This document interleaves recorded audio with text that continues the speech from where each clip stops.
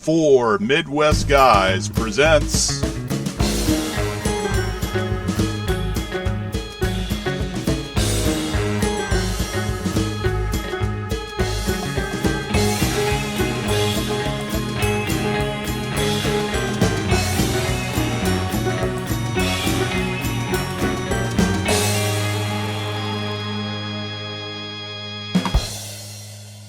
Hey everybody, welcome back.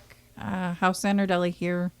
Sorry about the delay. We had a sick little girl who was running a temperature, had some other issues. John was working late, and we were both really tired and really cranky, and we just didn't feel like giving you a crappy show. So here we are today. So again, I'm Stephanie, and I'm Archmistress of the Google, Stephanie. Hi. Welcome to House Zanardelli. Yes, hello. I decided This is my husband who wanted to pipe in because he didn't want 'Cause me it's to our have show. all of the It's our show. mic time. We have to make it, we have to give it a presence. We have to give it Okay. a show. Sure. Show it off. Show off the show. Moving on. So, yes. And I am John. And welcome again to House Zanardelli. And yeah, she was saying Sunday we are covering the Queen's Justice. And yeah, as we were gearing up, ready to talk about it, we had our daughter, she basically doped up on Benadryl and Tylenol because, no. Just Tylenol. Well, forgive me, I didn't get home till like about 8 or 8:30 that Just night. Tylenol. Yeah. But yeah, I just got back from a 13-hour commercial shoot, and I got home and discovered our little girl who was running a fever the other day. So yeah, we had to take care of a sick girl, but we were even a few minutes late watching Game of Thrones, and then we had to go in and check her temperature again. It was just, by the time it was done, we were exhausted. So apologies for not getting the episode out to our half dozen loyal fans out there, to our half of dozens and half of dozens fans out there. Hey, I'll take it. Hey, yeah, as long as you enjoy us. And yeah, as you can tell, we've got a new theme song now, So as you just heard, so yeah, it's a big moment. House Zanardelli, we are bringing everything together. All of the wealth of the houses are coming. Thank you, Alex So, Taylor. yes, big shout out to our composer, Alexander Taylor. And friend. Composer and friend, lifelong friend. So, all right, so enough about our lives, and now we finally got our chance to... Now that we've gotten the parenting thing out of the way, we had a chance to actually enjoy our adult show. Yay. And now it's time to geek out over it. So, and with no delay, they kick us right off with the meeting of Ice and Fire. Woo-hoo. So, Archmistress, shall I allow you? Would you like to take it from there? Or? I thought it was pretty cool. I mean, you open up with Jon Snow walking on Dragonstone and getting greeted by Tyrion and Missandre and saying, yes, hey, hello, welcome to our beach, welcome to our land. Can we take your weapons? What?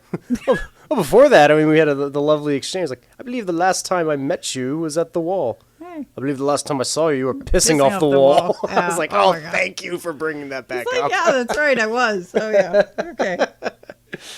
That was a pretty funny moment. Yeah, Okay. any time where you feature Tyrion like that, or just bringing back the good old moments of Tyrion, that's always a plus. Well, they both talked, Tyrion talked how he was a bastard, and, John talked about him being kind of a little asshole. But, it was still really fun. Two friends meeting again because they haven't seen each other in a very long time, it seems. So, yeah, we're walking up to the castle. We see, they're talking about Daenerys, and actually they're talking about Sansa. I'm sorry, I got that wrong. They were talking about Sansa, and Tyrion was asking if, she missed him, and John didn't really answer. And he's like, well, it was a fake marriage. We didn't really have sex. We didn't consummate it. And John's like, I really didn't ask. The sad thing is, it must have just been the fact that I had just gotten off of working on a shoot, but I'm watching this shot of them walking along the bridge, and all I can think of is that poor Steadicam operator walking backwards with On that stairs. on a zigzag And then bridge. stairs. He's doing this backwards. It's just all I'm thinking of is And then it's not even a straight line. It's like if you hit the wall, you're gonna have a. Your- I want to see bump the moment, yeah. I want to see the ugly outtakes of that Yeah, that was. right? I guarantee you that was probably at least like take 27 you got that we just saw. And then out of freaking nowhere, because we know she has them, out of freaking nowhere, dragons appear and scares the bejesus out of John and his, His entourage. His northern entourage. which is, Davros and all his other peeps and whatever. So, yeah, I mean, it was an amazing moment because not only has Tyrion and Missandei and the Unsullied and Dothraki, not that that's not a lot, but now you have Jon Snow and some of the northern people seeing dragons for the first time ever in centuries. And as we've seen and as we'll hear from John later, he's taken it back, but this isn't like the first like otherworldly thing that he's seen lately. No, it's not. I mean, you're right. It's not. Which I think But it's still a blow me away moment. Oh god, yeah! If I had a dragon soar over my head, yeah, that's a kind of a what the hell did I just witness here? I'm sorry, did I pee my pants? Yeah. Okay, just curious. Okay. Yeah, I mean that's kind of, and if anything, that's kind of a motif this show has. I mean, between White Walkers and dragons, it's the show started out with there was always these myths, this history, this underlying of like these mythical beasts, these mythical storylines, and we're seeing them all come true. So and that's kind of the discussion that they have. That I should say the unspoken family reunion happens there. Yeah, hi aunt and nephew. Hi, hey, Aunt Daenerys. How y'all doing? Hi, Aunt Dany. Can I mine your island? No, right? Seriously, that would be freaking hilarious. But somebody who did not come down to the beach to greet them was Melisandre, Our Red Queen. our Red Witch. Red Witch. I'm sorry. Red Really, Queen? Oh, No, I don't think so. this is why I'm not Tyrion. I drink and I don't speak well. Red Witch. And yet here I am talking to you. Yeah, right. Sorry, yawn. Oh God, yeah. Thank you, honey. I'm tired. Not setting the precedent for the rest of the episode. I had a long day at work. I'm sorry, y'all. But Melisandre, or Red Witch, and Varys.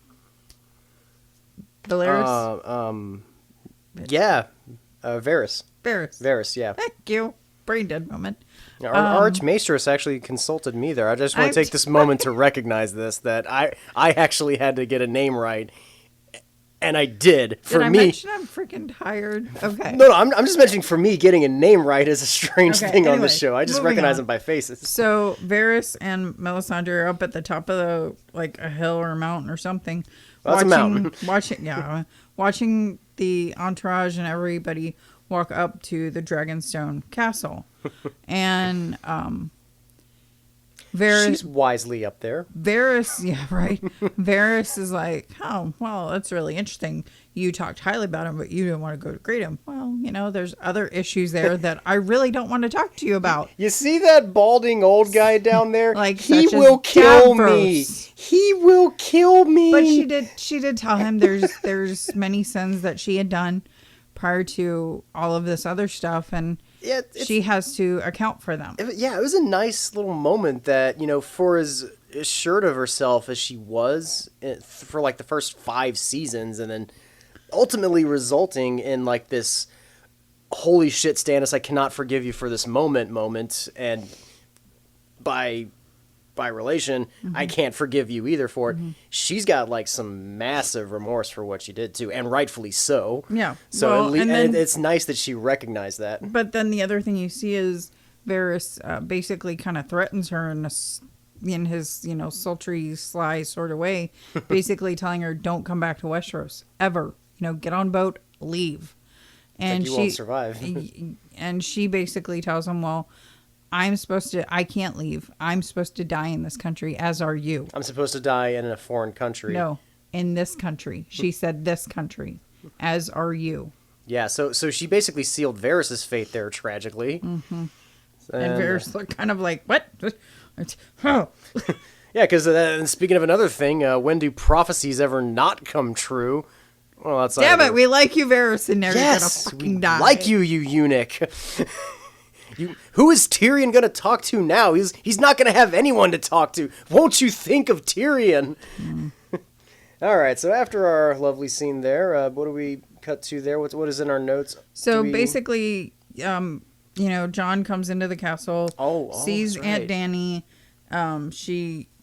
Miss Sandre goes in and speaks all of her names. Da da da da da da da da da. You almost wanted... Takes like freaking 10 minutes. You almost wanted Lady Mormont to go, I know all your names, please get on with it. Moving on. Thank you. But she goes on, because that's what they do. But then it cracks me up because John kind of looks at Davros like, dude, Come on, hype man. Where are you, hype man? And This and is he Jon says like Snow. he says like one thing. This is the King of the North. Returner of the dead. Yeah. It's Thanks. like, wait, don't Ixnay on the Ed Day. Yeah. But So- then actually before, does Varys appear with? Oh yeah, 'cause No, that was after. then, yeah, okay, because then isn't Varys appears after You're this getting whole ahead, thing? yeah. But You're getting ahead of her. Just slow down there, Chief. So basically, yeah. So they introduce themselves.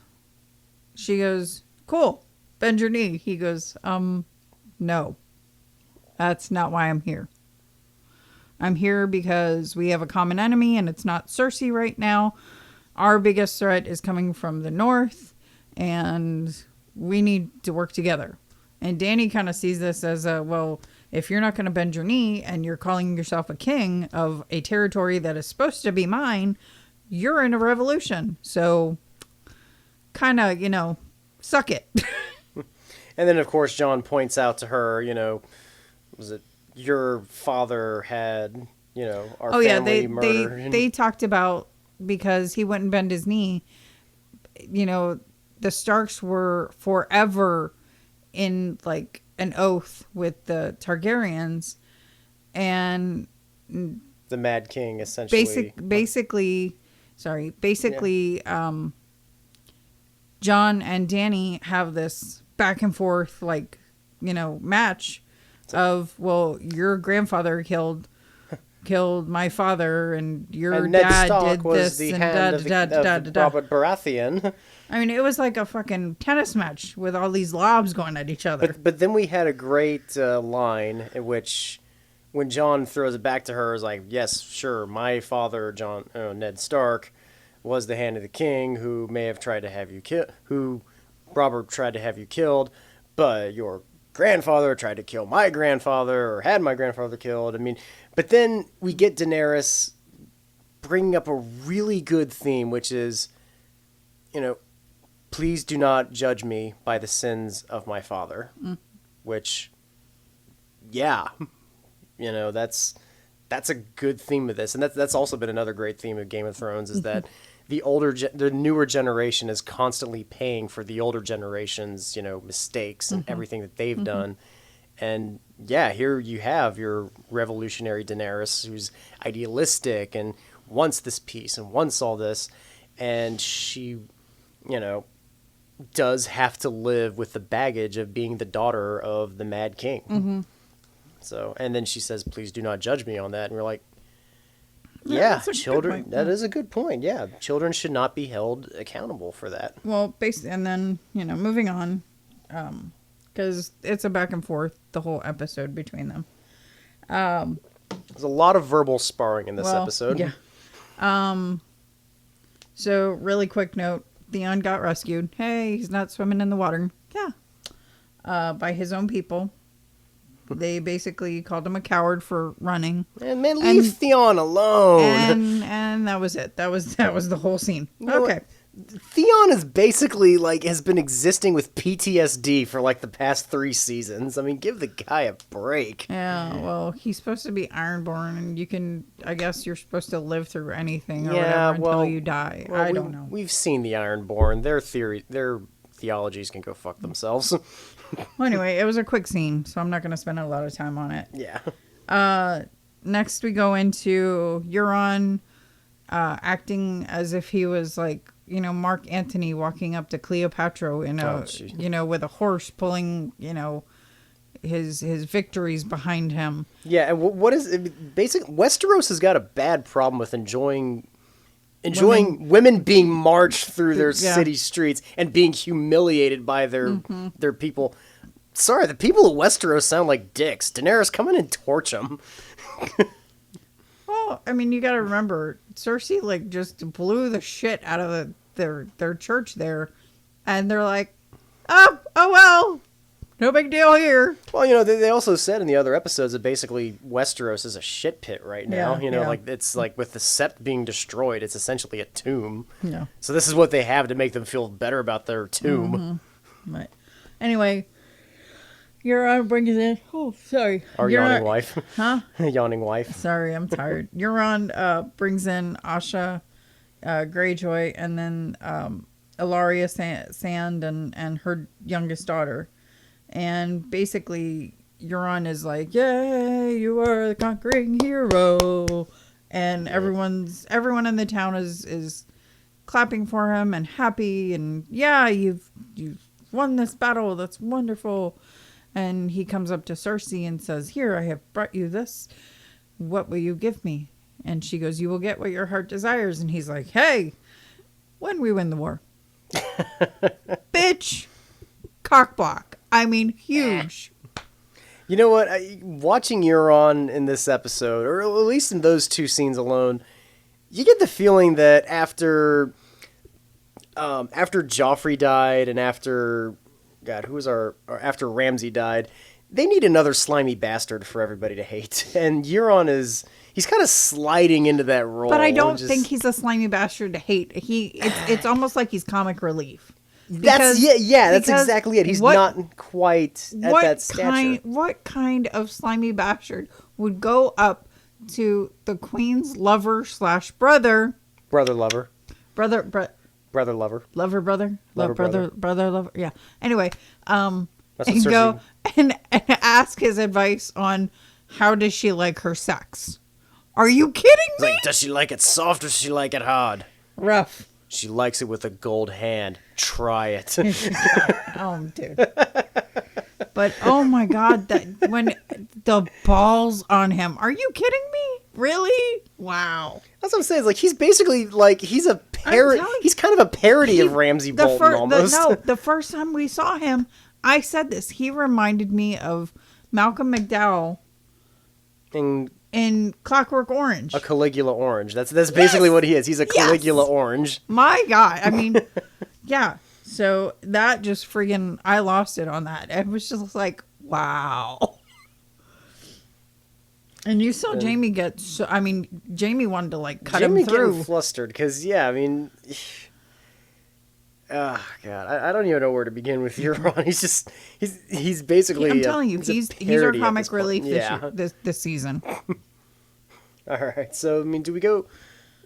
After this scene, do we get to the prison scene? Well, or? he basically chucks Ilaria Sand and her daughter at the feet of the queen, so she's going to do her queenly justice. Which Ilarius, Sand. yeah, she's got a lot of spit in her. I'll say that. She spit at the people on the street. She spit at Cersei. I was like, I'd be parched after all that. You've done a lot of spitting in a short amount of time. Yeah, yeah. Well, we jump into, like, we can move on into it. It's fine. Ilaria and her daughter are tied up in a dungeon. And Cersei is there with her maester and the zombie mountain. And, you know. Zombie heavy bubbles. And basically, they're tied, they're chained and gagged. And they're, you know, on either side of the dungeon, one on one side, one on the other. And they can't get to one another. And Cersei is telling a story of how she's going to exact her justice of her killing Marcella. She's basically talked about like how many ways she's dreamed of killing both Ilaria and the daughters. and her daughter. Yeah. She's like, I thought about having the mountain crush her head. The mountain's standing right there too. So, But she goes, why would I want to do that to such a beautiful girl, to such a pretty face? And she goes, she's beautiful, Ilaria. She's beautiful. I wouldn't want to crush her.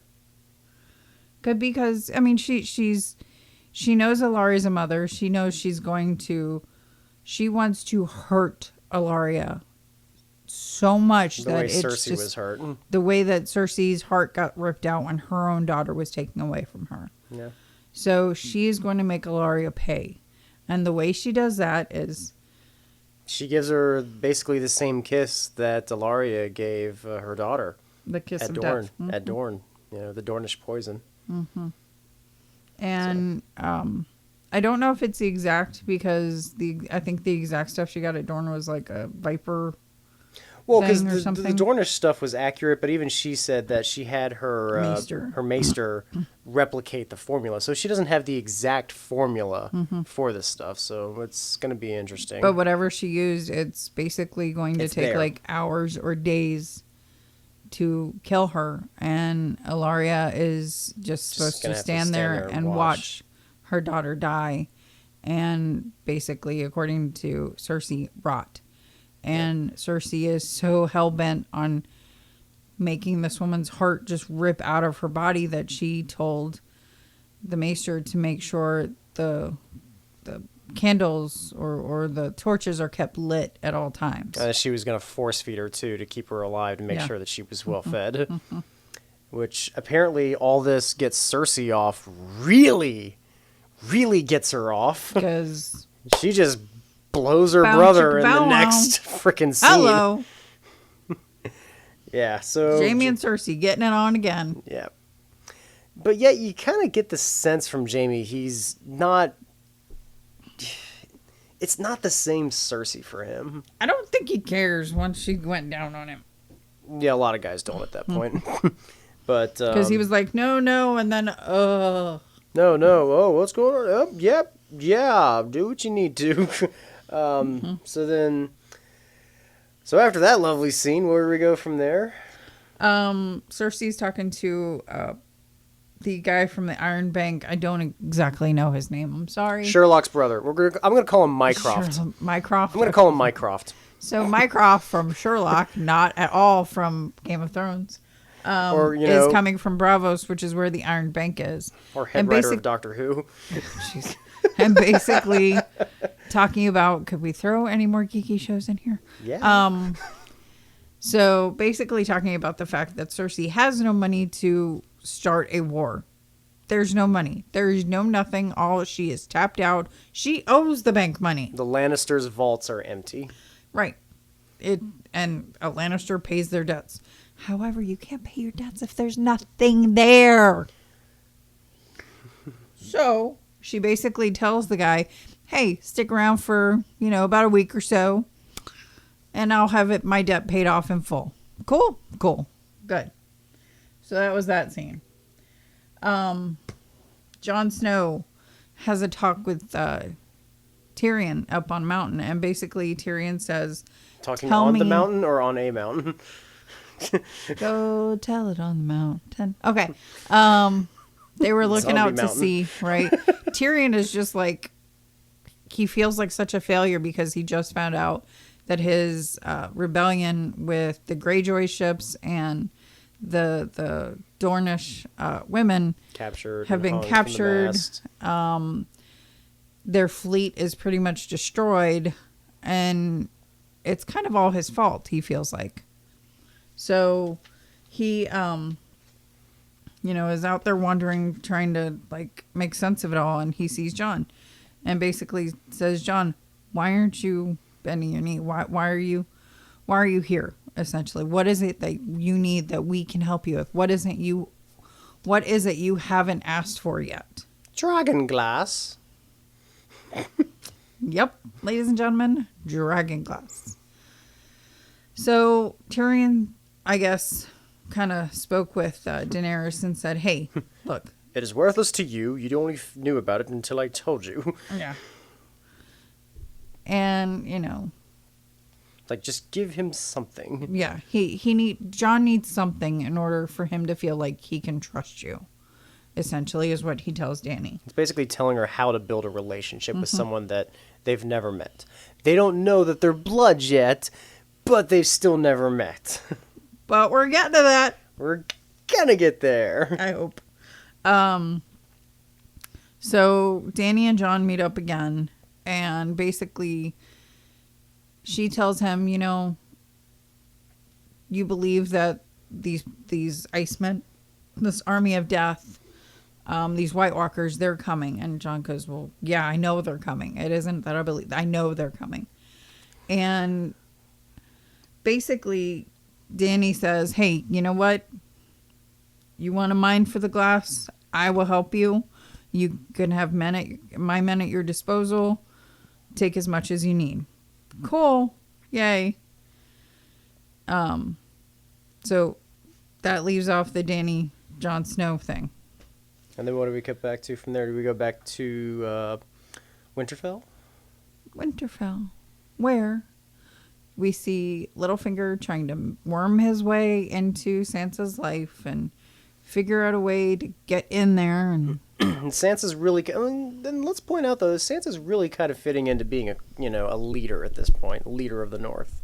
Yeah, she is. She's, she knows there's leather supposed to be on the armor. Mm-hmm. How, basically figuring out how to feed people through the winter. Yeah. Mm-hmm. Especially when the armies come back. Mm-hmm. And then Littlefinger tries his whole, this being a leader thing suits you. I mean, Jesus, could he just, kiss her ass anymore? I'm just curious. I betrayed your father and tried to bang your mother. Now I'm trying to bang you. Right? And Sansa's just she's mesmerized by it, almost to the point where she wants to give in, but she knows she shouldn't. Thankfully, somebody says, hey, someone's here to see. Can you come to the gate, please? Please come here. And da. We get another Stark reunion. Bran, you're home. Bran has come back to Winterfell. Yay. The last living son. Male.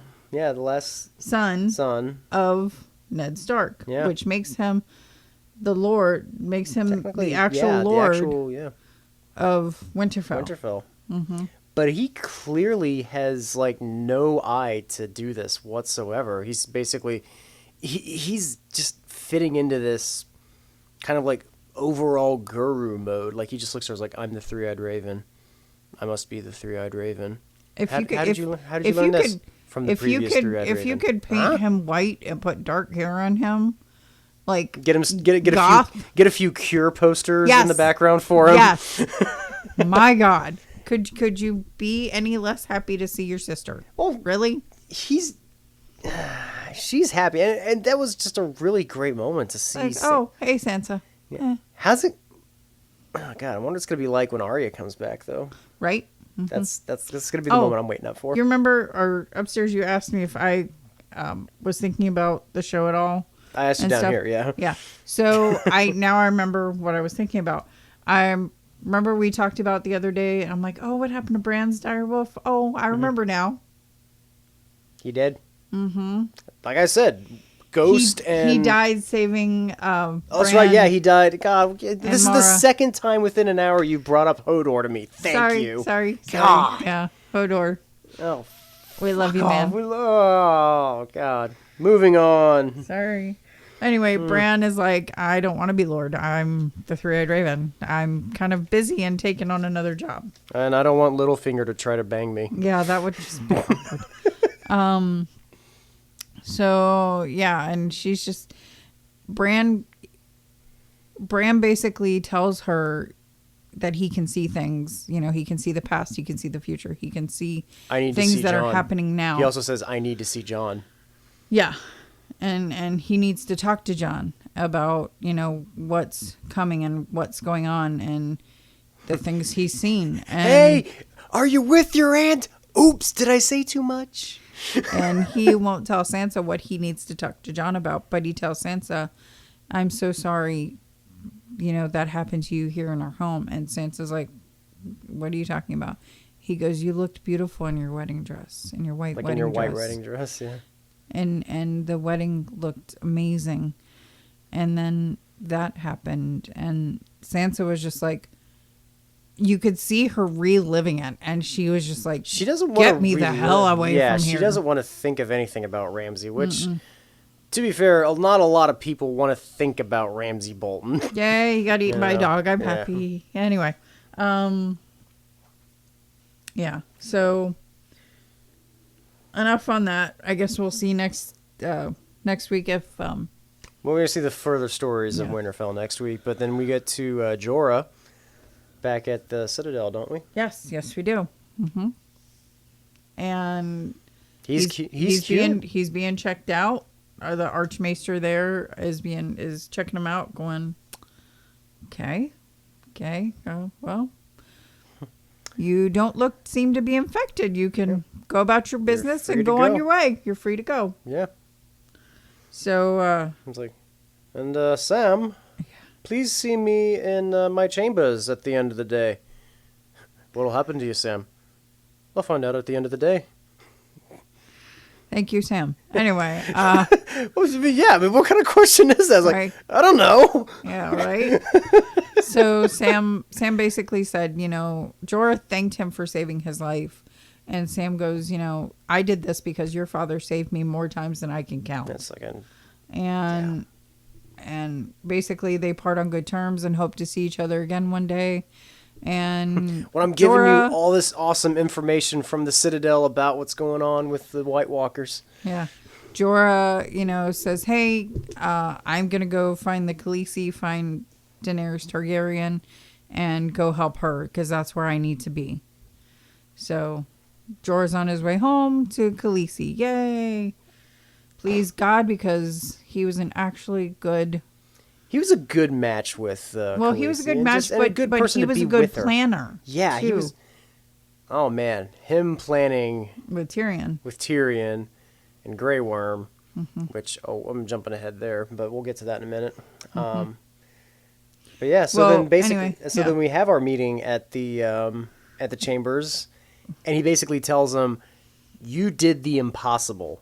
Everyone is like, "How did you cure him?" Yeah. He went, "I read the books." How did you do that? It's like I followed the instructions. I read the books and I followed the instructions. It's like, what even the- better answer could you possibly have? and even the guy's like, even the people who wrote those instructions died. Yeah. You basically did the impossible. And he's like, so, Sam, these are the scrolls. We need you to transcribe them before the paper rots away. He's like, well, I thought I was going to get a reward. Your reward's not being sacked. Get to work. Yeah. Yeah. And Sam, he saved somebody's life, so that was good. Yay. Yeah, I mean... Archmaester's proud of him, but you still went against his wishes, buddy. You still got to do you did the crime, you got to do the time. But at least the Archmaester is big enough to know, hey, this guy could possibly take over for me when I'm gone. Mm-hmm. This guy knows what he's doing, can do the impossible when it comes to, like, the... I mean, I don't know what his last name is, but he's essentially the equivalent of Grey's Anatomy. Like, the original book, not the shitty medical show. Yeah. Right. So, Anyway, so we've left Sam to his paper rot stuff, and we'll come back to that, I guess, next week or sometime. so one thing to think about, if he's going through these really old, ancient documents... Right? He's probably going to hit on some really big information, too. Oh, yeah. Yeah. And be careful of paper mites. Yeah, fucking paper mites. I want to see some paper mites in this show. Let's get some paper mites in there. So, anyway. Next, we're moving on to the Battle of Casterly Rock. Ooh, which we've all been like, yeah.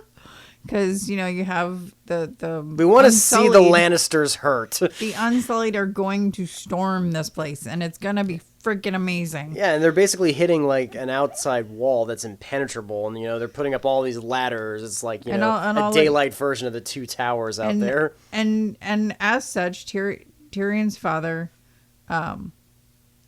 Tywin Lannister, Yeah. basically made this an impenetrable wall. It cannot be broken into. The walls are solid. He made a fortress. Yeah, and this whole time, like, as we're watching the battle, Tyrion's playing out everything in his head, thinking how it's gonna... It's like, well, this could happen. But then there's this. And then we have the wall. But then we have the numbers. There's gonna be a big loss. And my father built the walls, but he had me build the sewers. Because it was beneath him. So me and my ladies, which father did not approve of, helped to build these sewers, and as such, Made something for myself. a way in.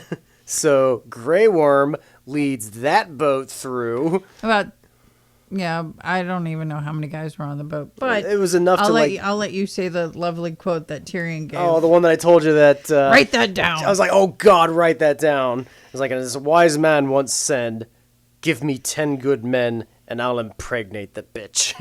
And lo and behold, the Unsullied storm through the doors of Castle Rock, and They Jesus, open the it gates looks and like, take it over. Yeah, it's like, an army insemination into this place. But the problem is not the entire Lannister army is not there. No, Castle Rock is taken. And Grey Worm, even says it. Grey Worm's like, There there's should supposed have to been be more more men. Where are they? And then we see this army outside. I'm like, oh shit, they're outside the doors. And then we look at the wall, and it's... They show the wall and they show the sea because they were coming by sea. Oh yeah, Euron. We forgot Euron's fleet is outside, destroying the fleet of the Unsullied on the other side of Castle Rock.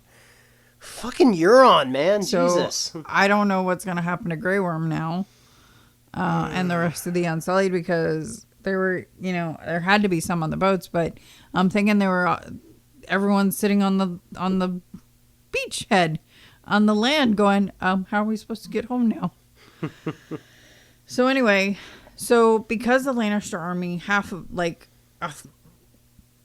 3/4 of them were not there, Then we see where they went to, which was Highgarden. Yeah, the House Tyrell, Yeah. led by Jaime. And Lord Tarley. And Lord Tarley, yes, they storm. Sam's father. Yeah, they storm the place, easily take it down, and there's Lady Tyrell, essentially waiting. Yeah, sitting, waiting, still in black. Emma Peel is still there waiting, and yeah, her and Jaime have a moment. And again, like I said, this was a show where there was a lot of verbal sparring, a lot of talking. Oh my God. And then, yeah, I mean, for as many the last couple episodes have been a lot of battles, and the focal point has been a lot of talking. So, But this one was a lot of talking, a lot of back and forth, a lot of this one was really heavy in the back and forth. a lot of lobs at each other and stuff like that. Yeah. And then Lady Tyrell basically,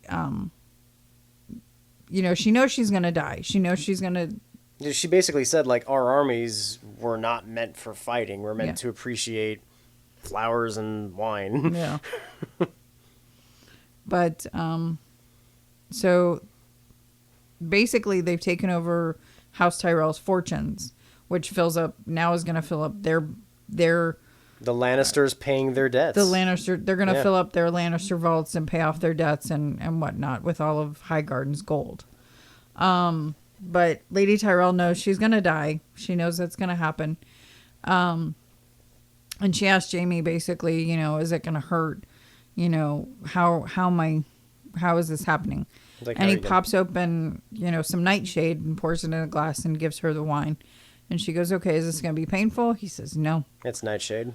And she goes, Cersei was going to give it to good. her own son. It's not going to hurt. Well, yeah. She says she drinks the cup. She looks at the cup, does all this, drinks it, and she goes, this will be interesting to try out because she downs it. It's not even like she basically chugged it. Yeah, yeah. It's like it's not like sniff it, whatever. She's like because she knew she was gonna die, and this was her way. So, and what does she have to live for? Her entire family got blown up in the Sept last season. She has nothing else going for her. Right. So she's like, you know what? I was hoping at least the fortune would have gone to Daenerys when we had that lovely little union at the end of last season, where. How sweet would it have been if they stormed the Tyrell vaults and they were also empty, and then we cut back to Dragonstone and there's Daenerys having Missandra or Tyrion counting all the Tyrell gold, I mean, or Tyrellian gold, the Tyrellian gold. But there is something wonderful that Lady Tyrell leaves us with in the episode, and. Do you want to take it? No, go ahead. Okay. She essentially, in the last minute of the show, looks at Jaime and says, I want Cersei to know that I was the one who poisoned Joffrey. And the look in Jamie's face. Because that was his son, too. It was his son, too. But also the thing that, like, validated, for me was for, like, at least 2 seasons he thought, or at least Cersei thought, and he thought, Tyrion killed our son. Tyrion killed our son. Well, I don't think Jamie really thought that Tyrion killed him. Cersei has him thinking that, yeah. So, I mean, at this point, it's like, no, Tyrion did not kill our son. Lady Tyrell did, and I killed Lady Tyrell. But the other beautiful thing that she leaves Jamie with is she's sitting there telling Jamie, they're talking about Cersei, and Lady Tyrell hits on it, and she looks at Jamie dead in the face and goes, "You love her. You really love her." Mm-hmm. And he goes, "Well, And she goes, No. You love her. It's fine. But she is a freaking monster. And you need to know that. Yeah. And you have to know that she's a monster. And this what? is something funny I want to point out, and I'll wait until you get everything out about Lady Tyrell. Go ahead. It's something. It's part of the, as we've seen that the witch was it season 4 or season 3 that basically told Cersei as a kid everything that was going to happen to her. It's like, you will be, or what was it? You're going to live to see all 3 of your children die. Mm-hmm. And the exact quote is, "And when your tears have drowned you, the Valancourt shall wrap his hands around your pale white throat and choke the life from you." Mm-hmm. And in Valerian, Valancourt means little brother. So I don't know. I mean, is Jamie her older brother or younger brother? Well, they're twins. They're twins, but still, one was usually born first. Mm-hmm. So if he's the little brother, I mean, if he's the younger twin. Right. Mm-hmm. So essentially, Cersei is going to die at the hands of one of her brothers. How fitting would it be if it was Jaime Lannister? Oh my God. The whole damn show would be like, fuck yeah. Well, because there was even, and I read this thing, there was a point that I didn't even think about, like the blocking of where they placed the actors in the scene. When Cersei's drawing the map of Westeros, they have her standing on what's known as the neck of the 7 kingdoms, and they have Jaime standing at what's referred to as the hand. So essentially, he's the hand, she's the neck. Yeah. How fitting would that be if he was the Valancourt? That would be fitting. Yeah. Would it? That'd be great. So I think we're building up to that at this point. So yeah, I mean, basically, final thoughts of this. I mean, it's a good episode. It's a great one. There was maybe a bit too much, talking, of I don't talking think it heads. was a bit it too wasn't much even talking. Too much. It was the whole show was basically constructed this week to be, a tennis match. Yeah. And everyone get their sides out and lob this ball. The other one hits it back. This one hits it. Where do we stand, basically? It was a give and take kind of deal. Yeah. This week.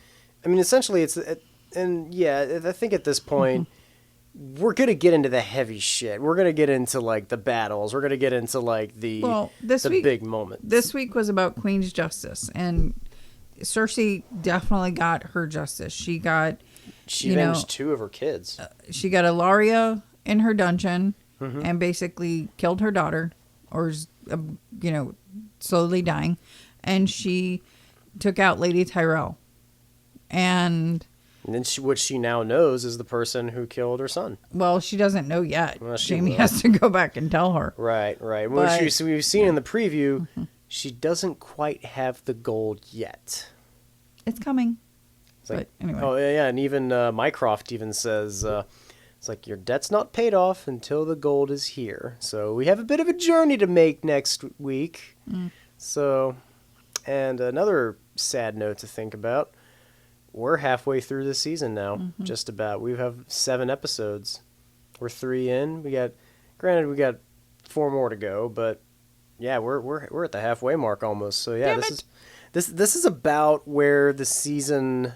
We're at 3.5. We're at 3. Next week when we're halfway through next week's episode, we'll be at the halfway mark. So it says like 9:30, 9:35 on HBO. That's when we know we're halfway there. And then we have to wait a whole freaking other season. Anyway. Yeah. So, but yeah, I mean, again, I enjoy the show. I enjoy you know, just the fact that, you know, when we put our daughter to bed and we get our debauchery on, but you know, it's not so much this debauchery. Well, it's the fact that there's so much rewarding in this show. You know, the fact that for as highly violent, and for any other parents that's out there that's like, God, I love the show. We have to wait till our kids go to bed.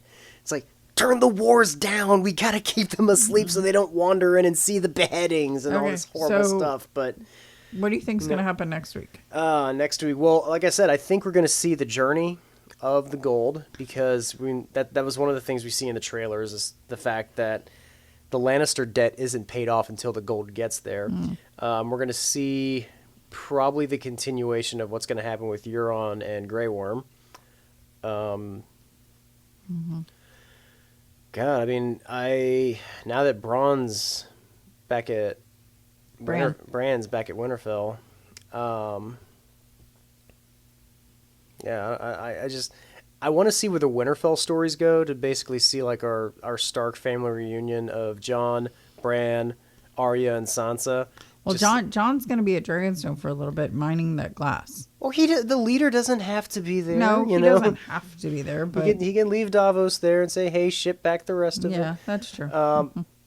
But yeah, I mean, we're mining out the dragon glass. I mean, just at this point, I wonder what the North's role in all this is, because essentially all of the battles at this point are taking place between Daenerys and Cersei right now. Cersei is murdering her enemies, paying off her debts, and trying to overthrow Daenerys, who she's basically painting as a figure of a revolutionary. You know, she told Mycroft, who she's like, it's like, who are you betting on? It's like, oh, no, we don't bet. We make informed judgments. You're betting. It's a nice way of calling it a bet. It's a proper way of saying you're betting. But yeah, I mean, he's essentially like, who are you going to give your resources to, your funding to? And that is why there is this whole big thing about Cersei paying off her debt. And I think that's going to be the big thing, because if Cersei can't pay off that debt, she's going to have nothing except Euron wanting to get with her. Right. But I don't know. I mean, just I want to see what happens to Euron, but I don't think I'm as like seething at the tongue as like kill Joffrey or kill Ramsay. Euron. Yeah, I don't think there's. Yeah. Honestly, there's nobody right now that would sit there and say no, stab his eyes out. Right. I mean, and as evil as Cersei I think is, we're kind of like, we're leveling out on that for this season. Which is very odd for this show. I gotta say that. I mean, hello. Yeah. Game of Thrones. No one sees you knocking on the microphone there. I'm sorry. Game of Thrones. Audio. Hello. Yeah. What are you doing? But yeah, I mean, it's just like it's kind of weird, because for like 6 seasons we've had somebody we have like hated. adamantly wanted dead. Yeah. You know, at this point we're like, how is this final? I mean, we know there's basically 2 battles left.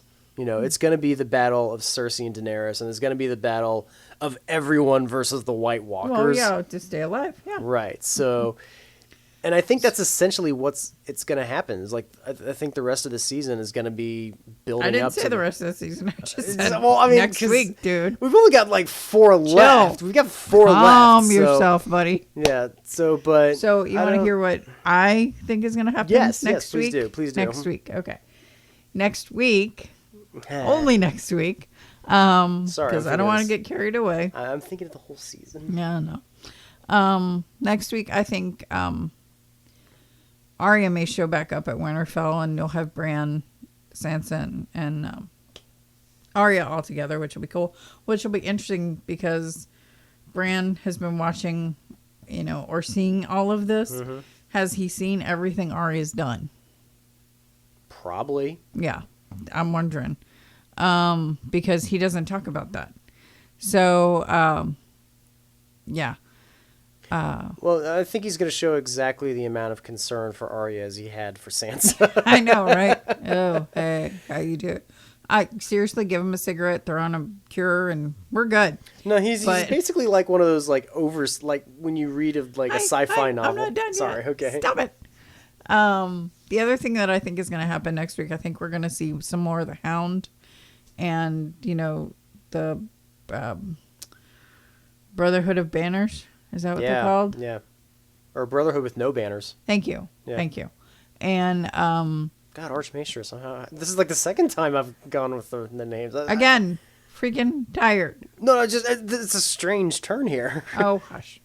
Anyway, so I think we're going to see them a little bit more next week. It'll be interesting to see how the Hound fits in all of this too, because he could finally see in the fire what's coming, what's going on, why everybody is so freaked out, and what it is they're having to fight. Mm-hmm. So.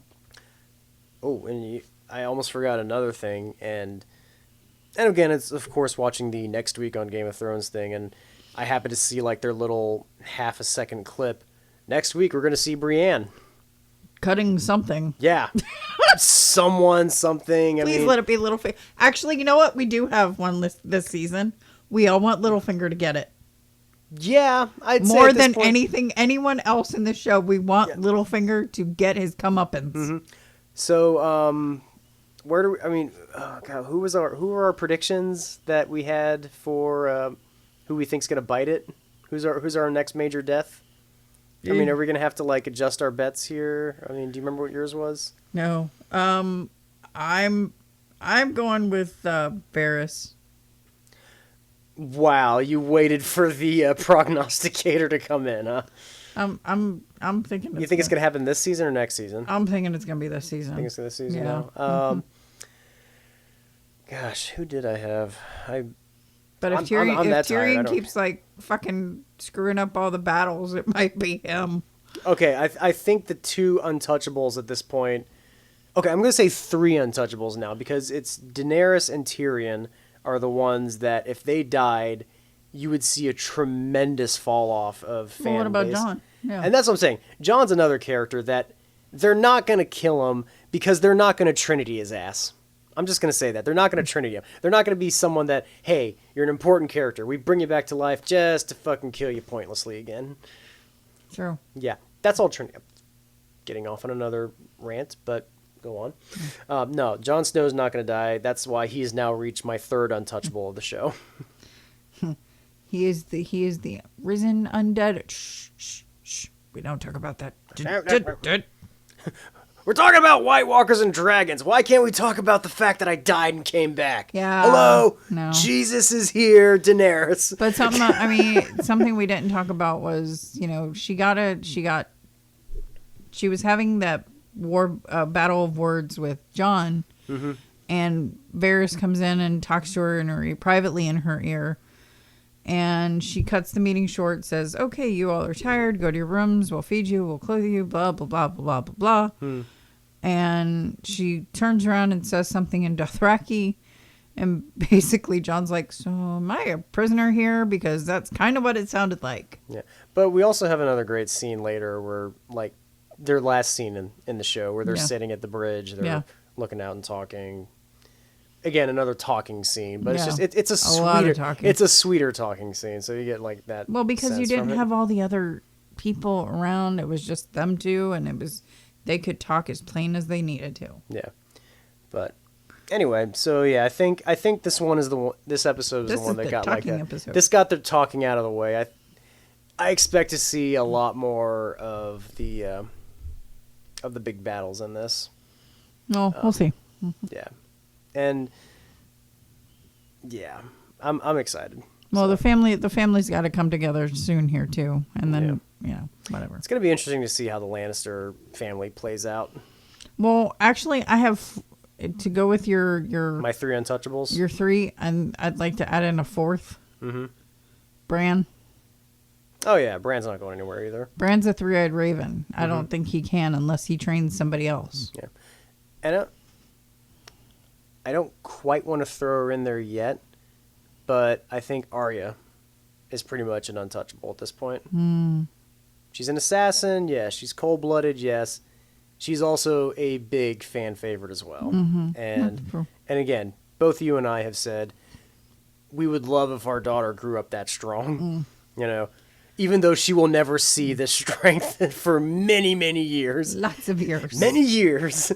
So 20. Anyway. anyway, so do you have anything else you want to? No, I'm good. No? Yeah, I'm pretty good done. too. I'm Yeah. waiting for next week.